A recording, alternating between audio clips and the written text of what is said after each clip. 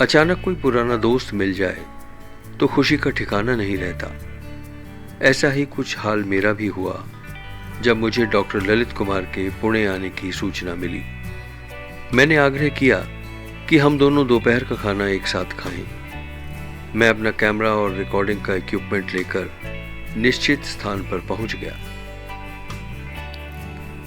Doctor Lalit को देखते ही मुझे गुजरा हुआ वो जमाना फिर से याद आ गया। मुझे लगा कि मैंने सालों से बंद किसी इमारत का दरवाजा खोल दिया है। सब कुछ वैसा ही, ज्यों का त्यों। दिल्ली यूनिवर्सिटी का वही एंथ्रोपोलॉजी डिपार्टमेंट। बाहर बड़े बड़े अक्षरों में लिखा है एंथ्रोपोलॉजी। अंदर प्रवेश करते ही सामने की दीवार पर बड़े बड़े लकड़ी के बोर्ड दिखाई देते थे।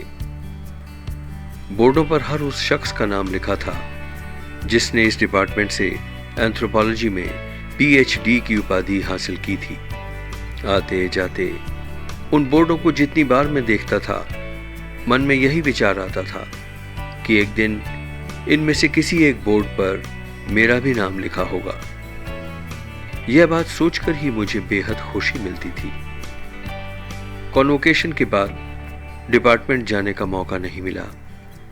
मालूम नहीं वो बोर्ड अब वहां हैं भी या नहीं, और अगर वो हैं तो उनमें से किसी एक बोर्ड पर मेरा नाम लिखा भी है या नहीं। हर पुरानी चीज की जगह कुछ नया आ जाता है और पुरानी चीजें अतीत के आगोश में गुम हो जाती हैं। यही जमाने का दस्तूर है। जो नया है वो अच्छा है और जो पुराना हो गया वो बेकार हो गया। मुझे याद है डिपार्टमेंट में प्रवेश करते ही बाईं ओर मेरे गाइड डॉक्टर भसीन का कमरा था। डॉक्टर एम के भसीन से बहुत कुछ सीखने को मिला और ढेर सारा प्यार मिला। उनके कमरे में बनी चाय न जाने कितनी बार पी होगी। थोड़ा आगे चले तो हेड ऑफ द डिपार्टमेंट का कमरा था। एक एक करके पूरे डिपार्टमेंट की तस्वीर आंखों के सामने आ रही है। डॉक्टर ललित कुमार से जब भी मेरी मुलाकात होती थी, मैं हमेशा उनके चेहरे पर एक प्यारी सी मुस्कान देखता था। उनकी वो मुस्कान ही बहुत कुछ कह देती थी। आज भी जब मैं उनसे मिला तो वही मुस्कान उनके चेहरे पर देखने को मिली। दिल खुश हो गया। उनके पिछले 47 साल कैसे बीते जानने की इच्छा हुई। सुनते हैं उनके अनुभव उन्हीं की जुबानी। थैंक यू डॉक्टर शर्मा, आपने याद किया 45 ईयर्स की पुरानी यादगारें ताज़ा हो गई। आज आपसे पूना में मुलाकात, इस अच्छे माहौल में, अच्छे मौसम में, अच्छी जगह आप हमें लेके आए हैं और हम पुरानी यादें ताज़ा कर रहे हैं। वो दिन थे बहुत अच्छे दिल्ली यूनिवर्सिटी में जब मैं भी और आप भी पीएचडी कर रहे थे।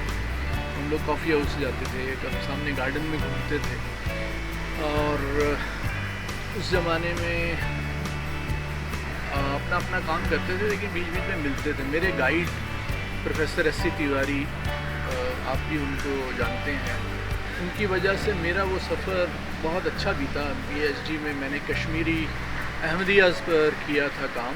मेरा पीएचडी वर्क था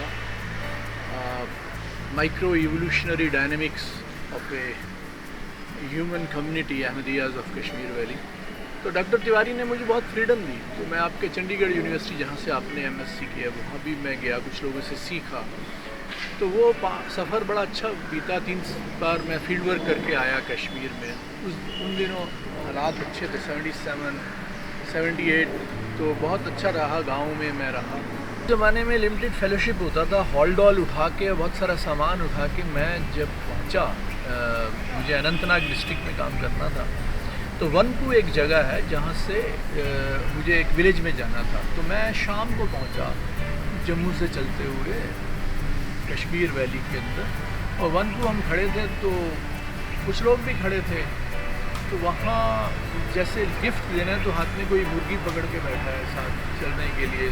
मेरे पास काफ़ी सामान था, हॉल डॉल भी था उस ज़माने में। तो बस लोगों ने बताया ये लास्ट बस है, इसके बाद कोई बस नहीं आएगी।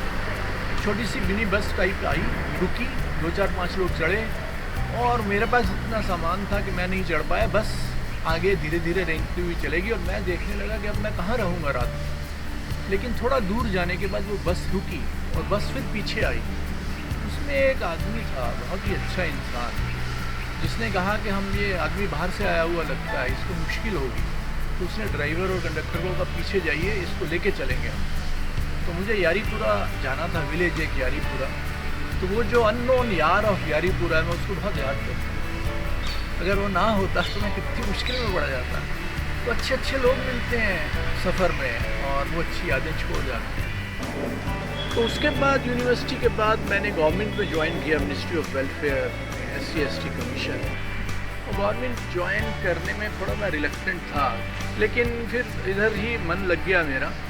और यहीं से मुझे फेलोशिप मिला गवर्नमेंट ऑफ इंडिया का, to study federal policy for native American. तो मैं यूनिवर्सिटी ऑफ एरिज़ोना के एंथ्रोपोलॉजी डिपार्टमेंट में रहा। वहाँ पे जो ट्राइब्स हैं, टोहानो, अधाम, नवाहो और उन प्यूब्लो इंडियंस का मैंने थोड़ा फील्ड वर्क किया। और वहाँ 1.5 साल लगाने के बाद मैं फिर वापस आया गवर्नमेंट में। और मैं तब मुझे मौका मिला UPSC से, मैं senior research officer planning commission में आ गया। तो वहाँ सोशल डेवलपमेंट डिवीज़न में मैं था, लेकिन तभी 1-2 साल के बाद वहाँ पे अर्ली 90s में एक वॉलंटरी एक्शन कोऑर्डिनेशन सेल बना। प्रणब मुखर्जी साहब थे डिप्टी चेयरमैन, अमिता पॉल उनकी ओएसडी थी। तो उसमें मुझे उन्होंने पिकअप किया और मेरा मन फिर थर्ड सेक्टर स्टडीज़ यानी कि सिविल सोसाइटी स्टडीज़ में लगा। तो उसमें हमने काफ़ी काम किया और मुझे मौका मिला एक national policy for voluntary sector बनाने का, जिसको कैबिनेट अप्रूवल भी मिली over the years. In the meantime बीच में ही कोलंबो प्लान में मुझे MSc economics university of Wales Swansea भी करने का मौका मिला। तो जितना ब्रॉडर होराइजन हो जाए उतना अच्छा है। वहाँ भी मेरा डिसर्टेशन का टॉपिक था state NGO relationship, reluctant partners और विलिंग कोलैबोरेटर्स। तो थ्योरेटिकल ग्राउंडिंग भी हुई उस सब्जेक्ट की। उसी में मैंने काफ़ी काम किया और बहुत से अच्छे जो सिविल सोसाइटी वर्कर्स हैं उनसे मुलाकात हुई। तो चलता रहा सफ़र गवर्नमेंट में, डिफरेंट मौके मिले। 2008 से मुझे 4 साल एज स्पेशल ऑफिसर मिला मौका काम करने का। श्री MV राजशेखरन जो गांधीयन थे, मिनिस्टर थे हमारे, मिनिस्टर ऑफ प्लानिंग, और उनके साथ हमने कोई 20 डिस्ट्रिक्ट्स का हमने सर्वे किया, development programmes, flagship development programme कैसे चल रहे हैं। उसके बाद मुझे डेपुटेशन पे मिनिस्ट्री ऑफ होम अफेयर्स के एक ऑटोनोमस बॉडी है, national foundation for communal harmony, राष्ट्रीय सांप्रदायिक सद्भाव प्रतिष्ठान, उसके सेक्रेटरी बनने का मौका मिला, सचिव बनने का। मुझे उसके लिए चुना गया।